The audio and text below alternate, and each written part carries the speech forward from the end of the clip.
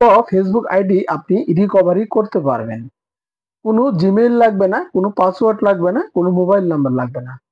এই ৩ টি অপশন ছাড়া আপনি যেকোনো পরিস্থিতিতে আপনি আপনার আইডিটা ফিরে পাবেন। কিভাবে পাবেন সেটি আপনাদের স্ক্রিনের মাধ্যমে আমি দেখাবো ইনশাআল্লাহ।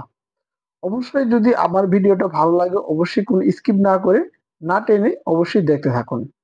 আর যদি ভিডিওটি ভালো লাগে অবশ্যই শেয়ার করে আপনি সবার মাঝে ছড়িয়ে দেওয়ার চেষ্টা করেন এবং আপনার টাইমলাইনে রেখে দেন যেন পরবর্তীতে আপনার ভিডিওটা কাজে লাগে। আর বেশি দেরি না করে এখন আমি নিয়ে যাচ্ছি সরাসরি স্ক্রিনের মাধ্যমে আপনাদেরকে সেটি দেখানোর জন্য। দেখুন, প্রথমে আপনারা আপনাদের যে গুগল ক্রোম আছে গুগল ক্রোমে যাবেন। গুগল ক্রোমে সার্চ বাটনে আপনি সার্চ করবেন।